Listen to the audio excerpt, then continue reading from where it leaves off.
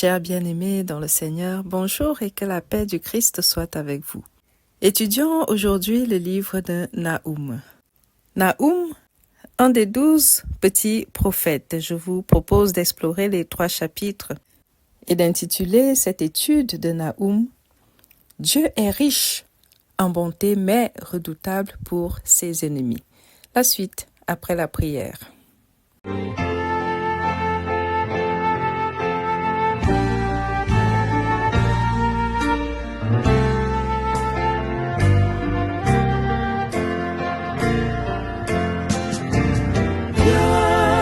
Esprit du Dieu vivant, sois le maître en moi.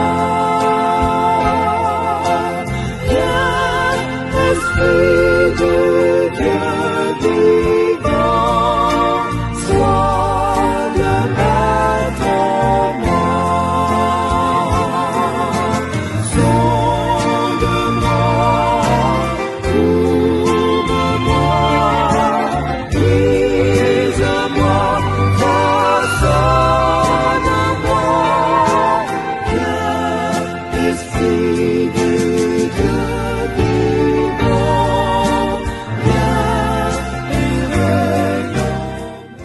Au nom de Jésus-Christ, Amen. Nahum est un prophète venu d'El-Kosh, comme nous le dit le texte biblique dès le premier chapitre. Nahum reçoit la révélation de l'Éternel au sujet de Ninive. Ninive, la capitale de la Syrie. La Syrie qui est cette grande nation, ce grand empire qui, rappelons-nous, a mis fin au 2e royaume d'Israël, le royaume d'Israël du Nord, avec ses 10 tribus. La Syrie qui a déporté tout le royaume du Nord en Assyrie, si bien que après 722, il ne restait plus que la Judée, le royaume de Juda, en Israël. La Syrie, ce puissant empire, dont la capitale est Ninive, dominait, écrasait, sémait la terreur dans le monde de cette époque. On est autour du 7e siècle avant Jésus, alors que l'empire assyrien dominait, écrasait tous les pays, toutes les nations alentour. L'empire sémait la terreur, faisait régner l'injustice, écrasait les faibles. On est situé à peu près entre 663 et 612 avant Jésus, période qui précédait la déchéance de l'empire assyrien, la prise de Ninive, capitale de la Syrie, par les Babyloniens. Donc, alors que la Judée et tout le monde alentour vivaient dans la terreur à cause de Ninive, des Assyriens, Nahum reçoit cette révélation que bientôt ça va être la chute pour Ninive. Bientôt ça va être la déchéance pour Ninive. Bientôt ça va être la fin du grand empire assyrien. Ceci alors que personne n'imaginait que quelque chose pouvait atteindre ce puissant empire. Si nous revenons un peu sur l'histoire, il est écrit que sous le règne d'Osée, Osée, pas le prophète, mais Osée, fils d'Éla, roi d'Israël du Nord, sous le règne d'Osée, le roi assyrien a pris la Samarie, capitale du nord d'Israël, puis a emmené Israël captif en Assyrie. Lisons 2 Rois 17 à partir du verset 5. Il est écrit « Et le roi d'Assyrie parcourut tout le pays et monta contre Samarie qui l'assiégea pendant 3 ans.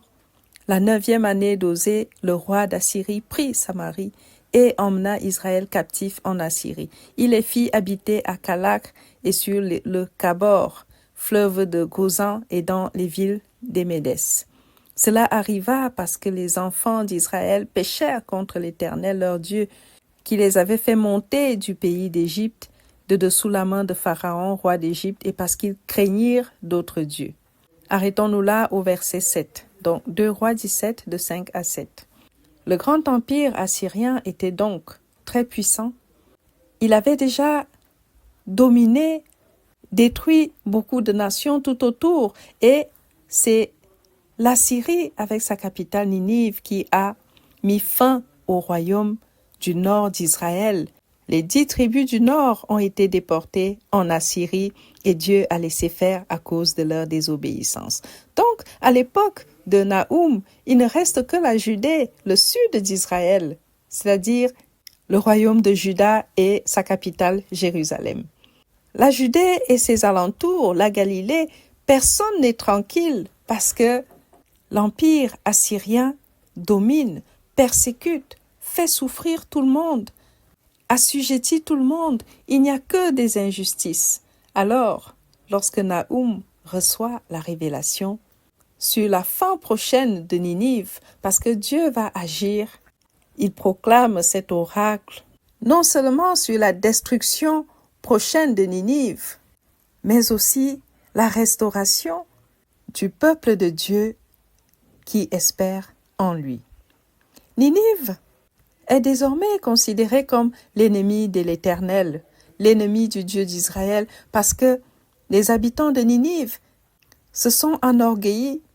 À cause de leur puissance, ils ont pensé être tout-puissants. Ils ont pensé que leurs dieux sont des vrais dieux.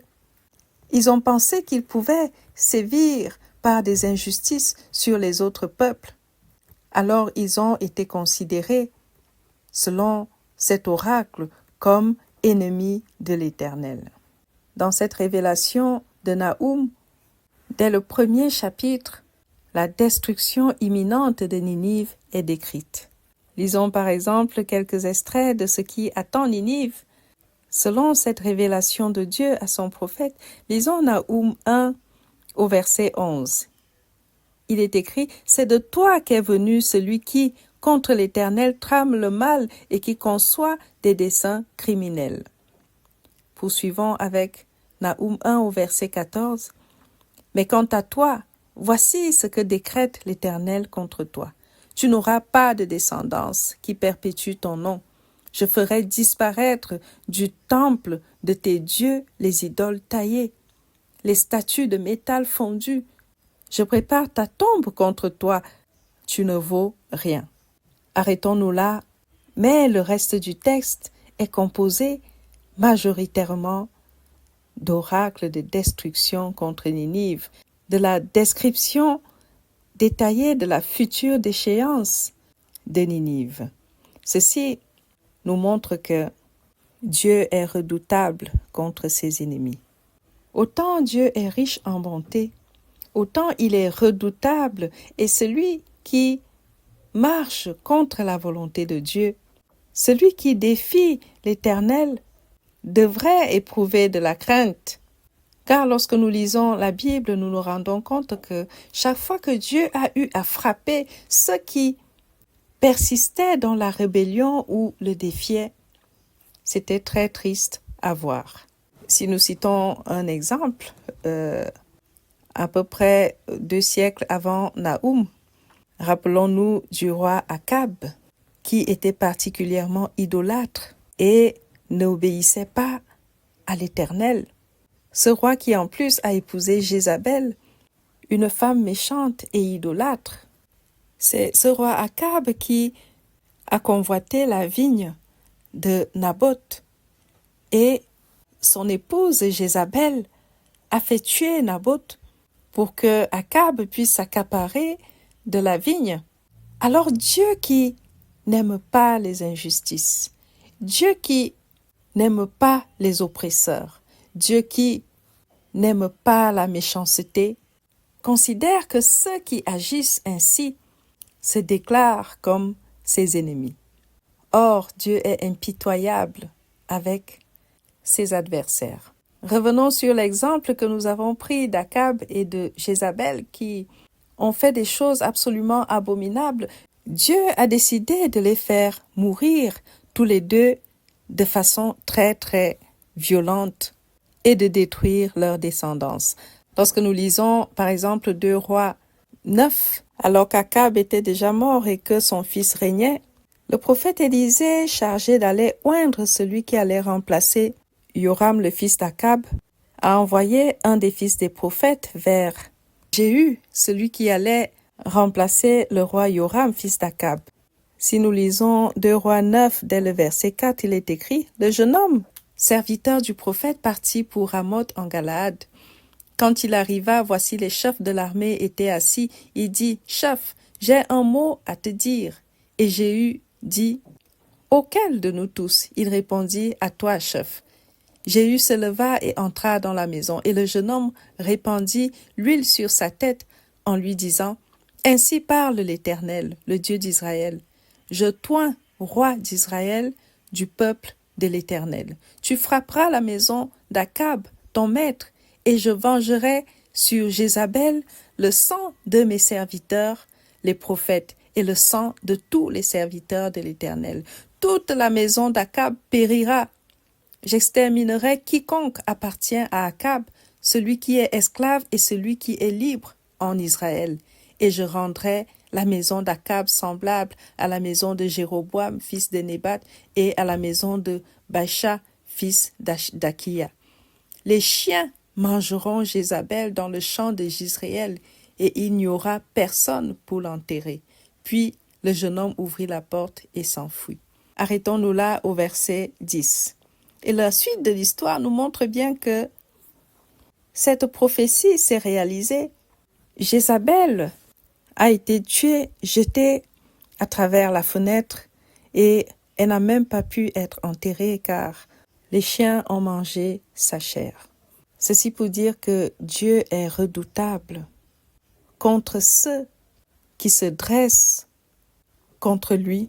Dieu est redoutable contre ceux qui se dressent sur le chemin de ses enfants.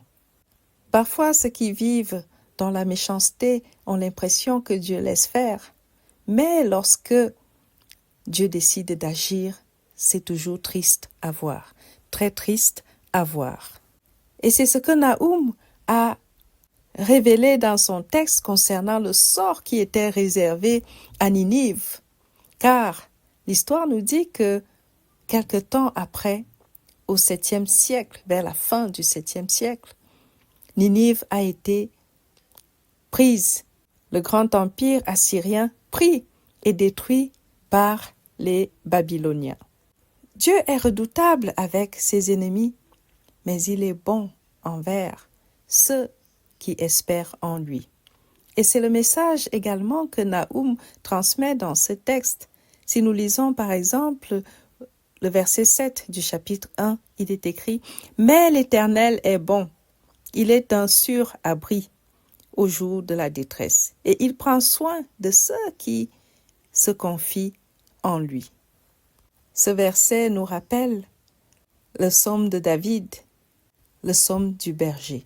L'Éternel est le bon berger qui prend soin de ceux qui se confient en lui. Et lorsqu'on lit les psaumes de David, qu'on voit son parcours et sa marche avec Dieu, on se rend compte que David, que Dieu appelait un homme selon son cœur, était un serviteur fidèle de Dieu. Non pas qu'il était parfait, mais il a mis sa confiance en l'Éternel. Et c'est pourquoi Dieu ne l'a jamais abandonné. Lorsqu'on lit la Bible, dans 1 Samuel, comment David a dû fuir le roi Saül qui voulait le tuer, comment dans cette fuite, il espérait en l'Éternel, et comment Dieu l'a délivré de la main de Saül, comment Dieu a même livré Saül à sa merci. On se rend compte que il n'y a rien de meilleur que d'avoir Dieu comme berger. Il n'y a rien de meilleur que d'avoir Dieu comme appui. Il n'y a rien de meilleur que de se confier en l'Éternel. Lorsque David, dans le psaume 23, dit « L'Éternel est mon berger », il sait de quoi il parle, car il a vu la main de Dieu le sauver des situations les plus critiques. David, qui n'était pas parfait, comme nous le révèle le psaume 51, où il demande pardon à Dieu pour ses péchés abominables, avait cette qualité de savoir se repentir, se remettre en question et de savoir rester fidèle à Dieu, d'espérer uniquement en Dieu. Dans sa révélation, Nahum nous parle aussi de la bonté de l'Éternel, de ce Dieu qui est lent à la colère mais riche en bonté.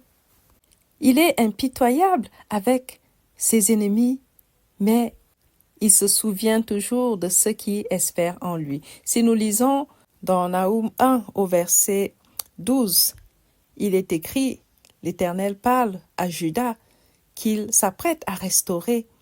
Il est écrit, l'Éternel dit ceci, bien que vos ennemis soient au complet et très nombreux, ils n'en seront pas moins moissonnés sans retour, et ils disparaîtront. Si je t'ai humilié au peuple de Juda, je ne le ferai plus. Fin de citation. L'Éternel est lent à la colère, mais riche en bonté. Impitoyable avec ceux qui se dressent contre lui ou contre ses enfants, mais miséricordieux avec ceux qui espèrent en lui, ceux qui se repentent de leurs péchés et ceux qui reviennent à lui. Voilà, bien-aimés, pour cette révélation de Nahum. Pour la prochaine étude biblique, je vous invite à lire Habakkuk. D'ici là, que Dieu vous garde et qu'il vous bénisse. Amen.